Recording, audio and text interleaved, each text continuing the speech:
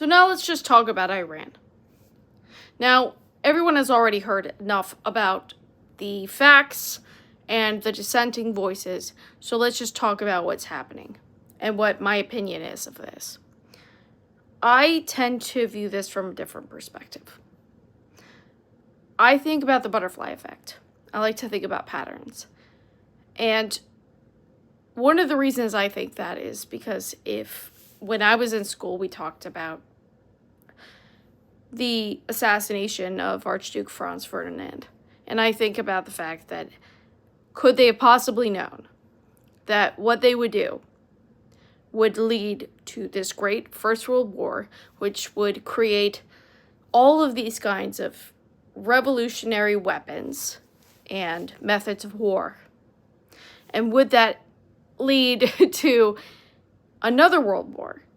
Which, of course, it did, because of the fact that Germany was so depleted, so embarrassed. They had a total loss of nationalism to the point that they elected someone like Hitler who had no experience, but just had the right talking points. Kind of reminds me of Mamdani, not going to lie. And at that point,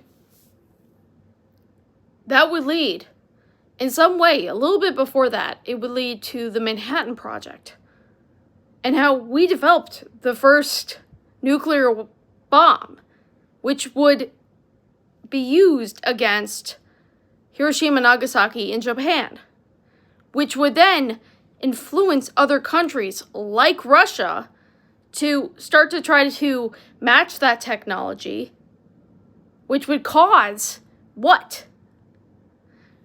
The Cold War.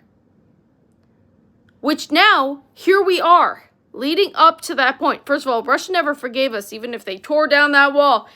Never forgave us. It would lead to what's happening with Iran, who is being helped by Russia, who has ICBMs. And when people ask why this is important and how this is not America first, I beg you to think about the butterfly effect, how everything affects something else. You may not understand this, but I beg you to think about it carefully. So if someone like a country like Venezuela decides to let their cartels send us fentanyl, does that not become no longer a foreign diplomacy, foreign issue, and become a domestic issue? Think about it.